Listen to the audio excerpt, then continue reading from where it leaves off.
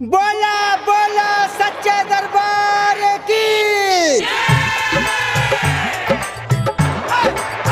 बोला बोला थावे वाली मैया की।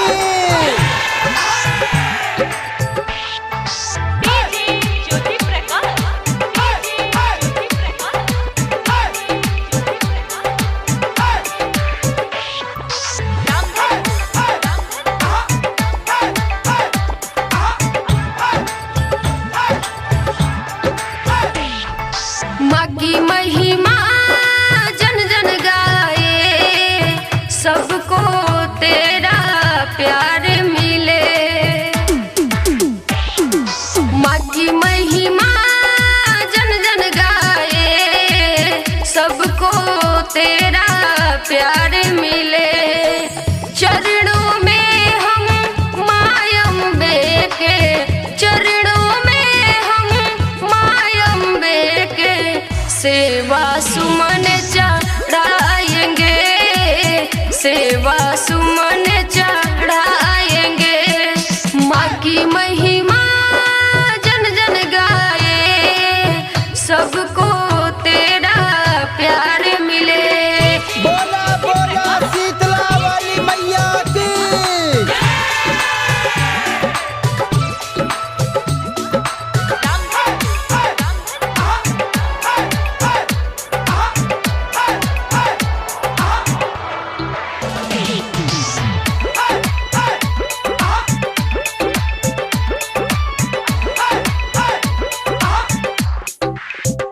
चौखट पे तेरे सदा दीप जले, चौखट पे तेरे सदा दीप जले।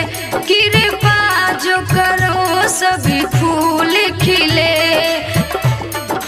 फूल खिले।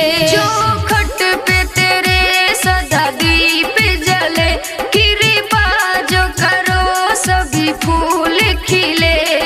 साची एक तू ही है मैया, साची है दरबार, इसीलिए तो नर नारी सब दर पे करे गुहार। आए हैं सरधा से शरण में, दो शरण है माँ। माँ की महिमा जन जन गाए, सबको तेरा प्यार मिले। माँ की महिमा जन जन गाए, सबको तेरा प्यार मिले। बोला बोला शीतला वाली मैया की।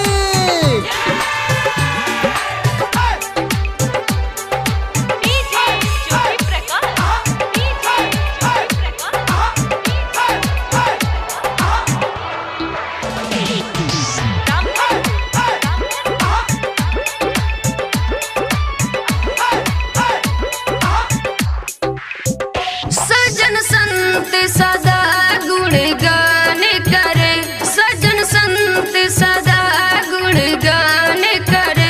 कहीं बैठी अकेले में ध्यान करे, ध्यान करे। सजन संत सदा गुणगान करे, कहीं बैठी अकेले में ध्यान करे। चमके चमचम चंद्र जटा में गले पुष्पों की हार, देवी में महादेवी तुम हो महिमा परंपार। सोन